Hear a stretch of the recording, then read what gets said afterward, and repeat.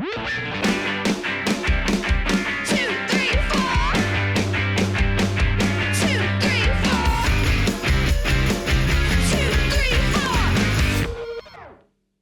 fellow law nerds. Welcome to another episode of Boom Lawyered, a Rewire News Group podcast hosted by the legal journalism team that has serious questions and concerns about Clarence Thomas and would like them addressed immediately. I'm Rewire News Group editor-at-large, Imani Gandhi. And I'm Jess Pieklo, Rewire News Group's executive editor. Rewire News Group is the one and only home for expert repro journalism that inspires you to ask a few questions about what the hell is going on with Clarence Thomas.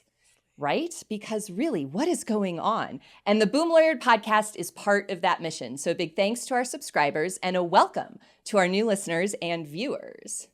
Imani, it has been a minute. Look at me with like cans on and stuff. I know. We're on our rigs. We're in our homes, not on the road like we were for a while. Although being on the road with you was lovely, I must admit. Favorite life partner on the road. Favorite life partner. Absolutely. Yeah. So it's exciting being back at the old Rewire News Group studio, which is my house and your house separately.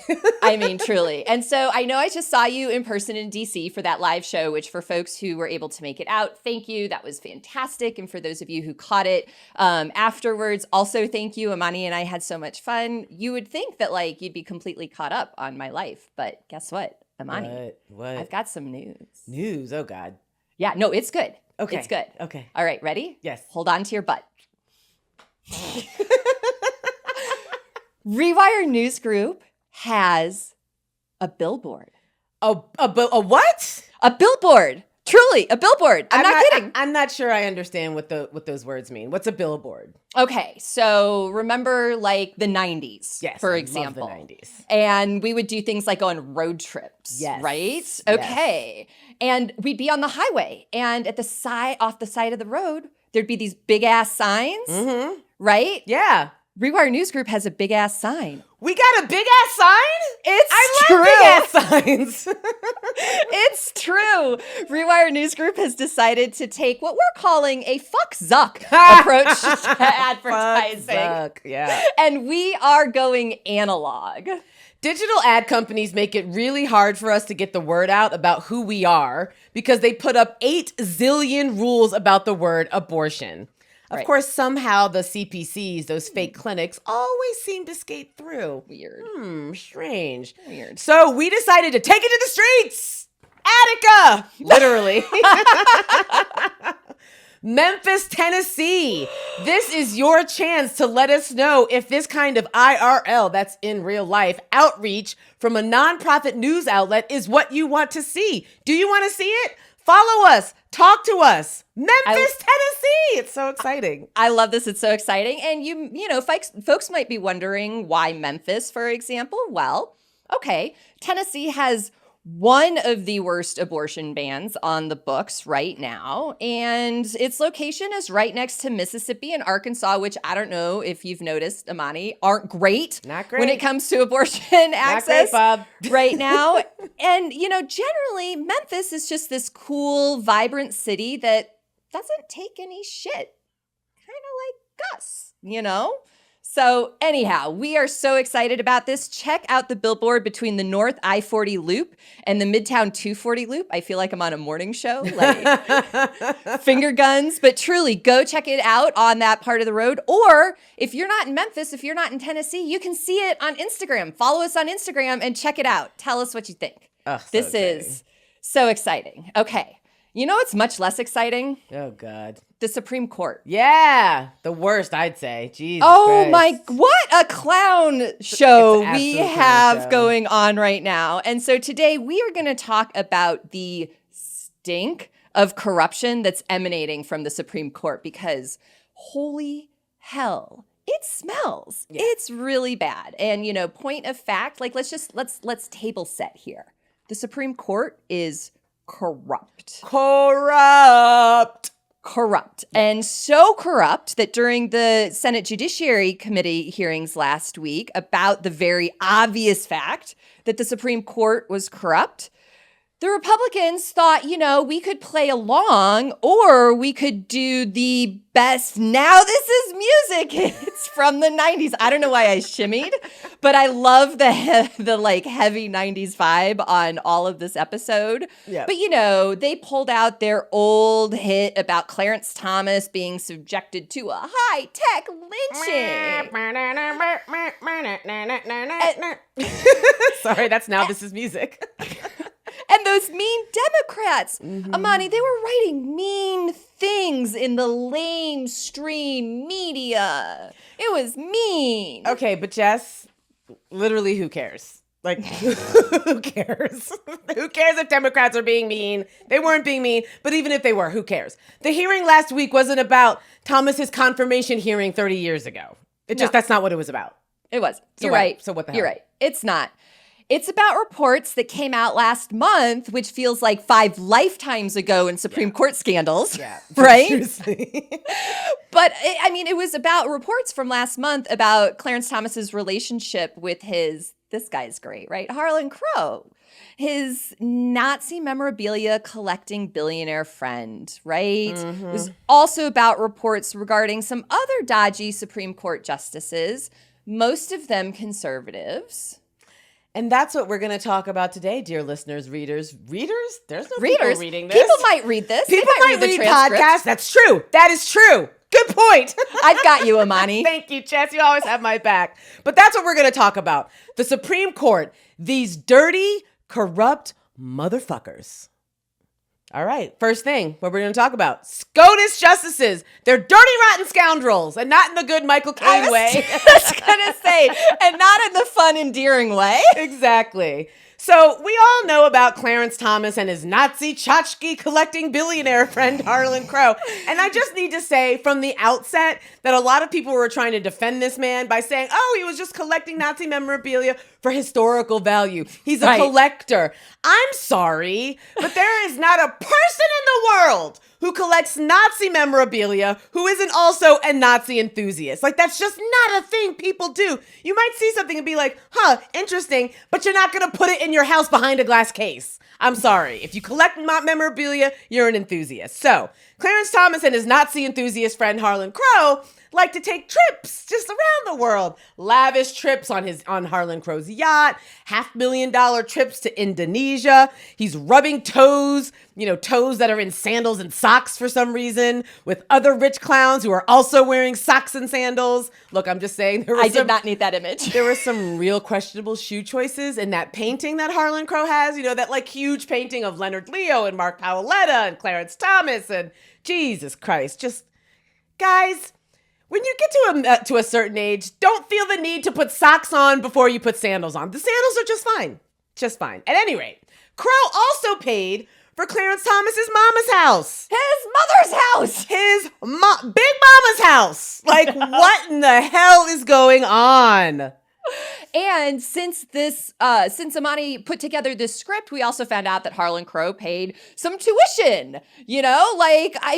Truly, it's the drip, drip, drip of the scandal that is, wild and also completely predictable. But, can we talk about the tuition thing for a minute? Right? Oh, yeah. This is a man who has said that he was raising this kid like his own son, right? He actually disclosed that there was a gift of like $50,000, $5,000 from somebody else to his son, but then didn't disclose the tuition, the $150,000 in tuition that Harlan Crowe was paying. And there are conservatives on Twitter defending this by saying, well, the disclosure rules only say you have to disclose gifts to sons, daughters, stepsons, and stepdaughters. Doesn't say anything about grandnephews, even though Clarence said that he was raising this kid as his son. And even though he knew that he should disclose because he disclosed gifts to the same kid. I mean, it's just horseshit upon bullshit upon pine cones. It's like just upon pine cones. It's too much. And why do you pay the tuition directly to the school rather than to the Thomases? Well, because then you avoid the tax disclosure. I don't know. A little light tax fraud. Little light tax fraud never hurt anybody. Okay, but to be fair, Imani, right? It's not just Clarence Thomas, right? It's not. He happens to really be sort of in the thick of it right now. And here's the thing. They want it to be about Clarence Thomas. They want to make this all about race, so it can be about Democrats being mean to the black guy who succeeded Thurgood Marshall. Right? They want to make it about race. But it's not just black people, man. It's not about race. Whitey's on the moon, too. Right, like Neil Gorsuch. Yes, he's that's out the there. Whitey, and he's on the moon. To quote Gil Scott-Heron. He is out there. Last month, it was reported that Neil Gorsuch is corrupt too. Here's my shocked face on that, right? Like, now, is this to the degree that we've seen with the Thomas stuff? Not quite, but this one is really not great. So, in 2005, Neil Gorsuch purchased a property in Colorado with a group of other people, all right? And property out here in Colorado is not cheap. I don't know if you've noticed that. In 2015, the group decided to sell the property. Good time to put something on the market. Lots moving, except this property apparently wasn't. Then, amazingly, in 2017, after Gorsuch ascended to the Supreme Court, the property sold for a buyer for a cool $1.825 million, Imani. That's nice. Yeah, that's pretty pleasant. You know, couldn't sell the property, and then he got on the bench, and suddenly, big offer. Hey, I mean, look, like when you make big moves in life, the universe opens up all sorts of doors for you, right? Yes. Right?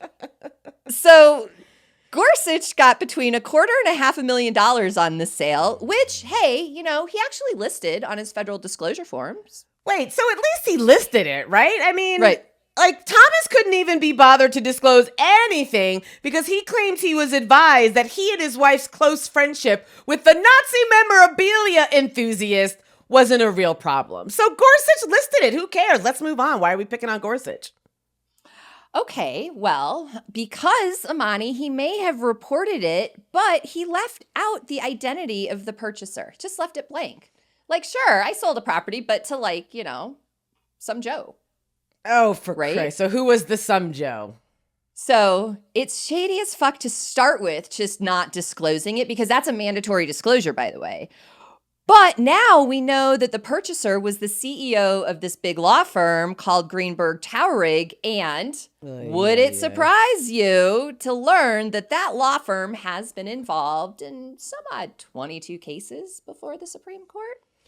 Okay, but Jess, I don't know why I'm doing this, but I'm going to continue to try to give your bearded paramour because let's remember, you were hot for that pandemic beard. I'm just saying. Things happened. It was a heady time, but we have to be honest with ourselves. I'm not proud. We all did what we needed to get through the pandemic, and I may have developed a little crush on Justice Gorsuch in a weak moment. It happens. But let's give him the benefit of the doubt, right? This doesn't necessarily mean really like, do we have to? But it doesn't necessarily mean that he was ruling in favor of this firm's clients, right? I mean, maybe he just took his $250,000 and just was like, thanks, man. It's great. Thanks, man. This is great. I mean, you're right. Not necessarily. And I would honestly have to go back and research all of the cases and then figure out the outcomes. And I mean, in the year of our Lord 2023, who has time for that, Imani? Not me, not you. But the point is, these kinds of disclosures are necessary to maintain the public trust in the court. And I don't know if you've noticed, but that public trust is kind of in the toilet. Yeah, it's not good. It's not great. It's not great. It's not great. Really not great. But, I mean, it's bad for the rule of law, too, right?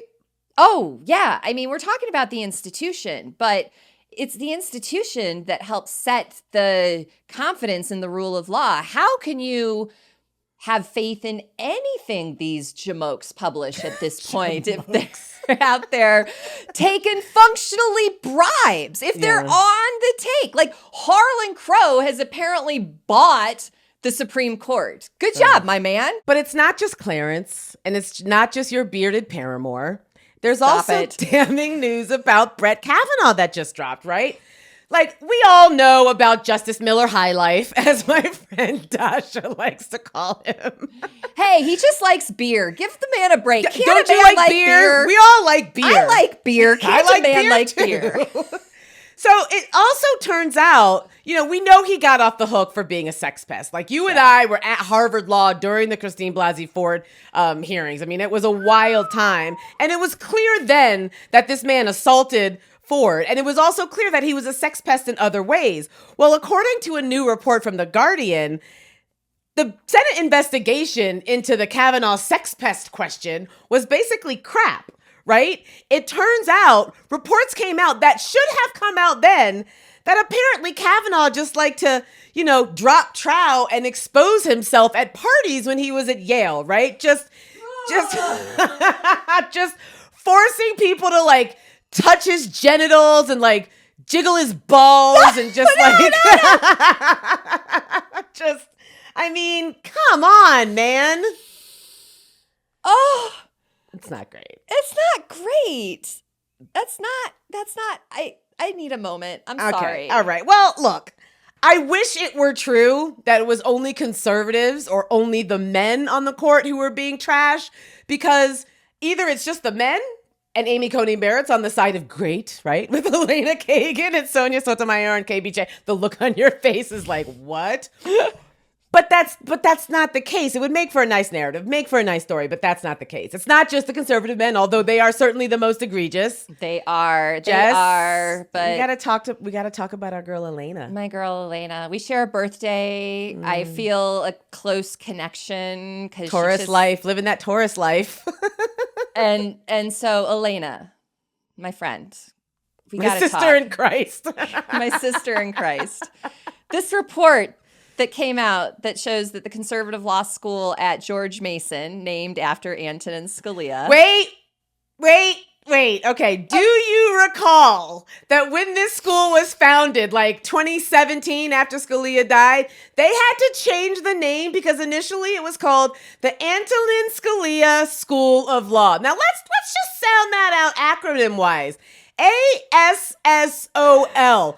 Asshole School of Law. The Antonin Scalia School of Law was called the Asshole School of Law until George Mason changed it to add a bunch of words. So it's like George Mason presents Antonin Scalia School of Law, brought to you by Antonin Scalia, who was definitely not an asshole. Like, what a total fuck up that was. As you were. Oh. I need to collect myself after that moment as well, because I will never not think of this as the asshole school of law now. Yep. So, a new report showing that the asshole school of law has been paying lavish trips for justices, and it just so happens that Elena Kagan was one of them. Elena, no! You know better. Right. So apparently Justice Kagan was a guest speaker at an event in Iceland, which frankly sounds lovely, honestly. Delightful, yes. And now that's certainly not as bad as what the other justices have been accused of. And probably by the time we release this podcast, what new information and new scandal will have dropped by then. But generally, I'm just going to say it's not great, Bob.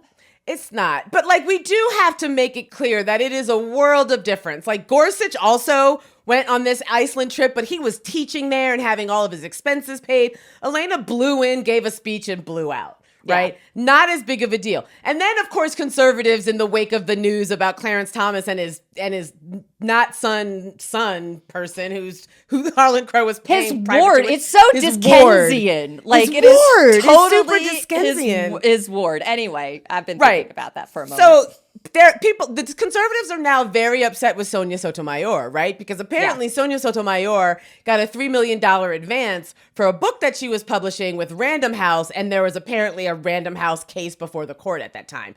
Neil Gorsuch also had a book deal with that publisher and did not recuse himself. But apparently Stephen Breyer a couple years prior, hey, that rhymed.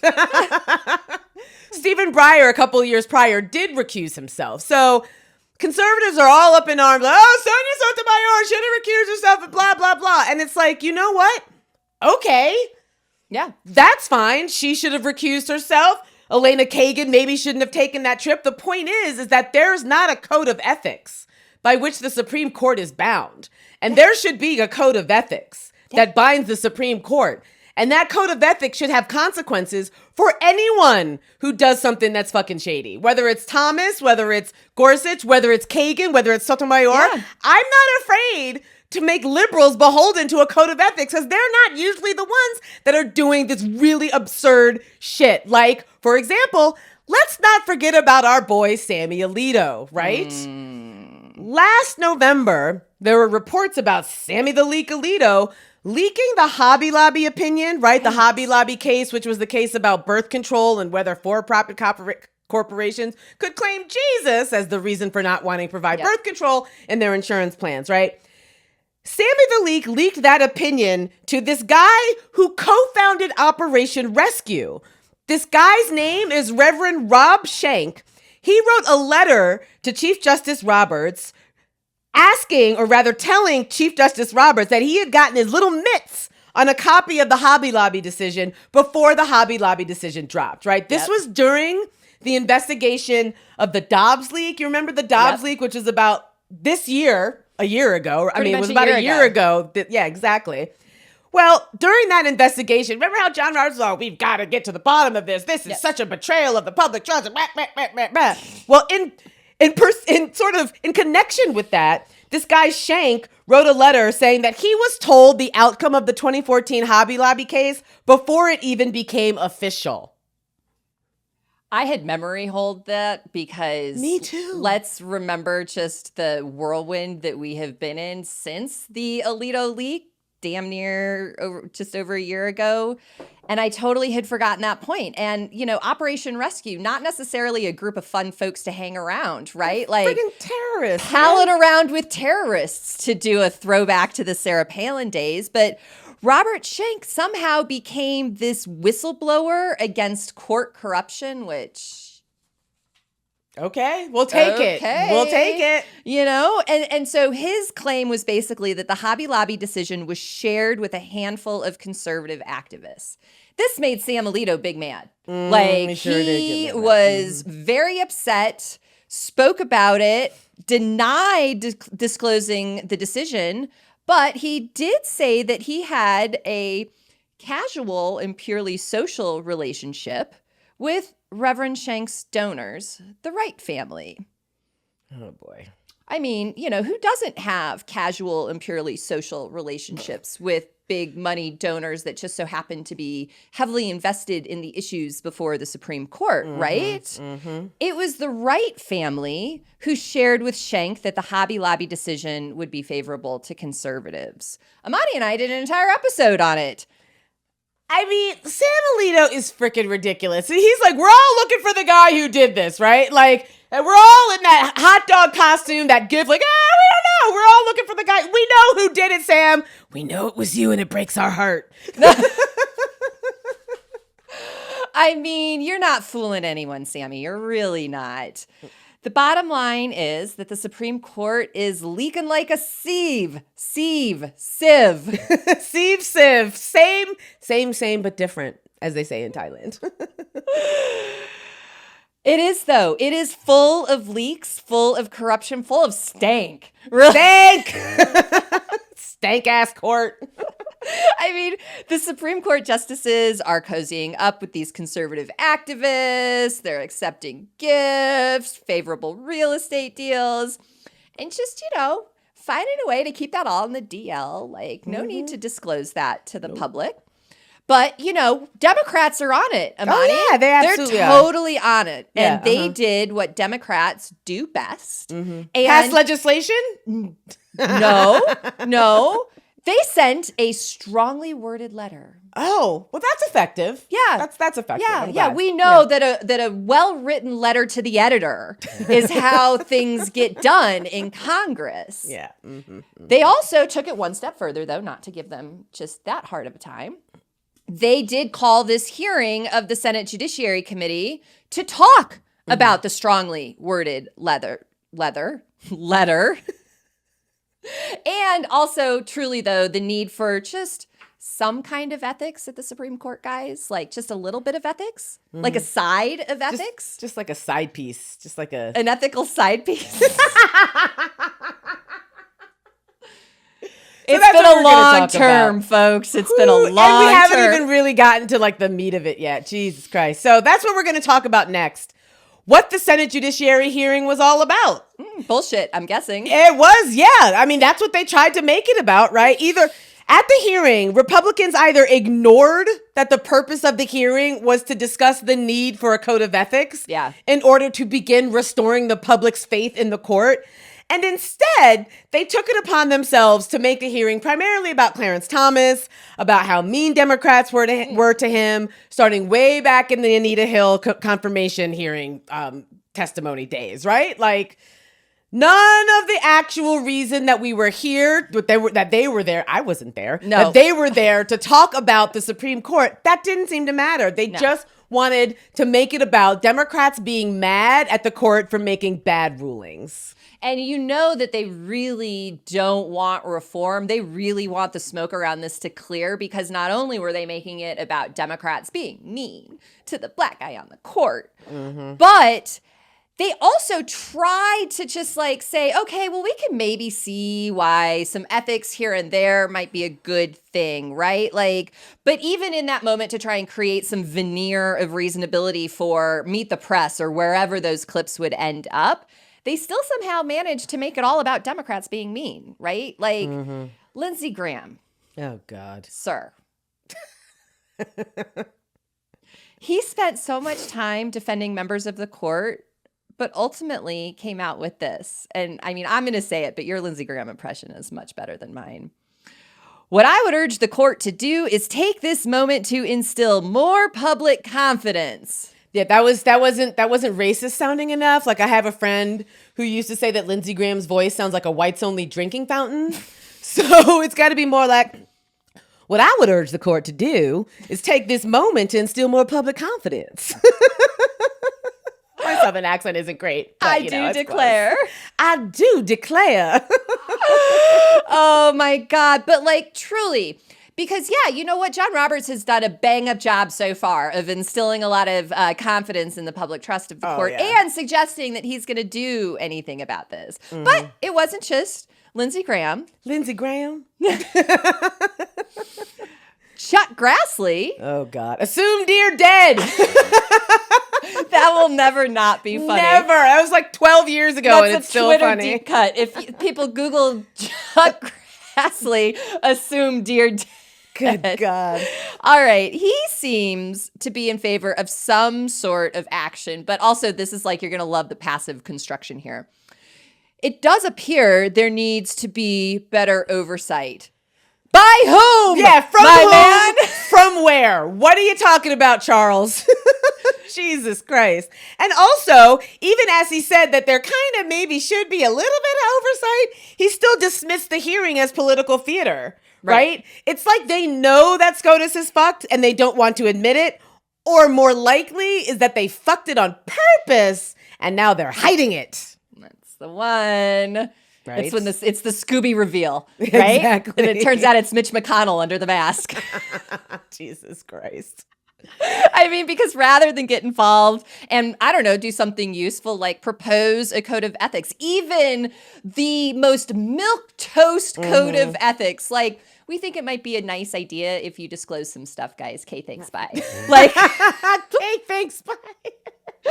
Right? Like, the Republicans on the committee basically just asked the justices to think about it some and come back with a couple of ideas. You know, we can bat them around. Like, here's workshop them.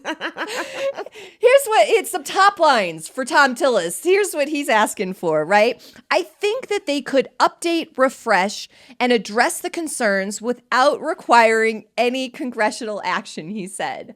Don't make me do my job, fellas. That's the equivalent of a freaking pinky swear. Like, what is, like, we look, guys, we don't mean to be corrupt. It just sometimes corruption happens. Corruption finds a way, right? And so we're going to try to be better, but we're not really promising anything. What the hell? I know. It's like we're getting into therapy. We're going to do the shadow work, and we're going to come out enlightened and level up. We're digging in deep. We're going to do some journaling. Working on that third eye chakra right here. Like, All of it. All of it. And I mean, here's like the cherry on top of this shit show Sunday is John Roberts telling the Senate Judiciary Committee to get bent. Yeah, he really did. They sent him a letter to show up, and he was like, nah, I'm not going to be doing that. Nah, bro. So, I'm good. I'm good. Thanks, man. I'm good.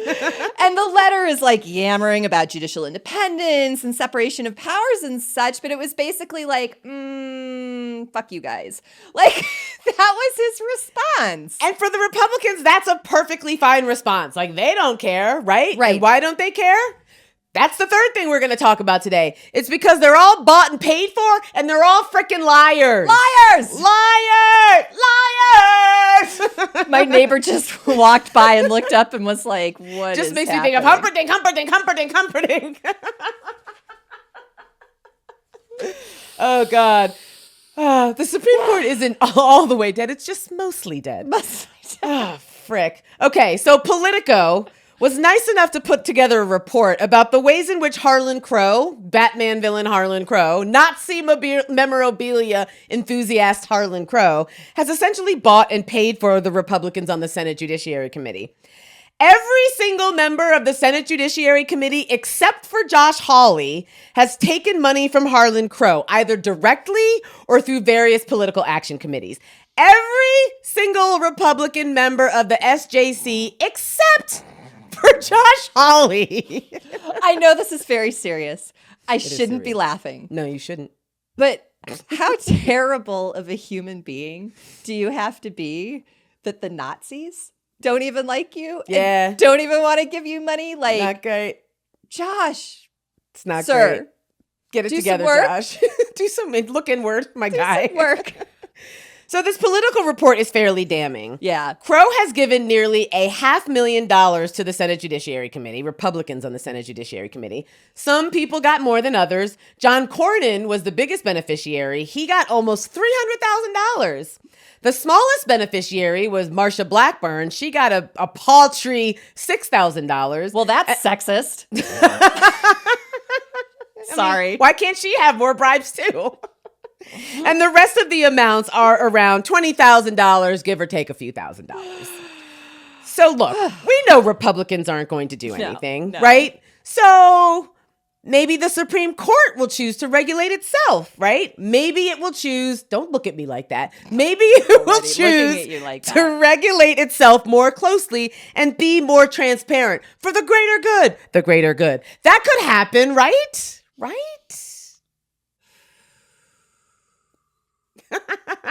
Not a fucking chance in hell. Right? Why would they bother, Imani? Yeah, you're right. Like what we have learned from functionally Texas SB 8 and definitely the Dobbs decision and forward is that this is a court that does what it wants. This is a court that just acts because it can. It has power and it's going to wield it, and it gives nary a fuck what the consequences are, right? Yeah. Like, sure, maybe it would provide a veneer of transparencies, but, look, let's think about this. If it's the justices, if it's Sam Alito and Clarence Thomas that get to decide what they report, what they don't report, and if there are any consequences at all for failing to report things, what do we think that's going to look like, right? It's all theater. It is all theater. But it was always political theater, right? And that's the problem. Each of these pine cones sat in their confirmation hearings insisting that Roe versus Wade was precedent, right? It was settled precedent. Sam Alito sat in his confirmation hearing and insisted that it was precedent. And then in the Dobbs opinion writes, the Roe decision was egregiously wrong from the start. Right. If you think that now, there's not a chance in hell you didn't think that back then, Sam, considering you were the dissenting opinion in Planned Parenthood versus Casey. Your opinions on abortion didn't just spring up anew like a rose from the bush like 2 years ago, okay? You always felt this way, which means you lied like a lying liar in your confirmation hearing. Lies. I mean, so frustrating. And you know what's wild is that there's still a few of the conservatives who seem apparently kind of unscathed. I mean, we didn't even hit on like John Roberts' wife getting millions and millions and millions of dollars to place clerks in fancy law firms. I'm waiting for the report about Amy Coney Barrett to come out because you know that she was doing work with Alliance Defending Freedom and the Beckett Fund to save babies from chemical abortions. You gotta save the baby. She was saving babies and working for the Blackstone Fellowship. With the Blackstone Ooh, Fellowship. yeah. I mean, there's so much shady shit swirling around all of these folks. We need full congressional investigations. I mean, how do we respect anything that comes out of this court? We can't. We can't. It's an open question. And this is on John Roberts. Mm-hmm. Sorry, the man. Guy, you're the dude at the top. The dude at the top who really wanted his whole tenure to be about the legitimacy of the court. And frankly, this is the most illegitimate court, certainly in modern history, if not ever, as Jess slinks into her chair and out of frame. I mean, it's bad news. So bad news bears. Bad. So bad. It's Imani and I went to law school thinking that the law mattered. And now, God. as it turns out, it's fake. It's all fake. Anyway. Vibes. So that's going to wrap it up for us today. But we do want to mention again that we've got a billboard, baby. Billboard, baby. We've got a billboard in Memphis, Tennessee. Go check it out. If you see it, tag me on Twitter or on Instagram. I want to see what you saw. Yes. I want to see through your eyes. But not in like a creepy way. But not like I don't want to take your eyeballs and put them in my head. That's gross. I just want to have like a sort of astral projection kind of situation going on. If you would like to talk to us about how the Supreme Court is bullshit, about how they're all corrupt and they're all dirty motherfuckers, you can find me on Twitter at Angry Black Lady. You can find Jess on Twitter at Hegemommy, HEGEMOMMY.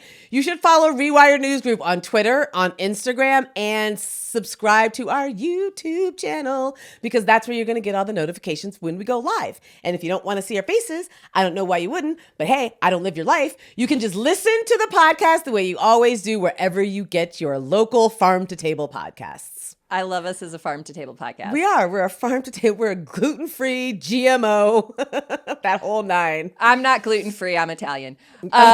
Fair enough.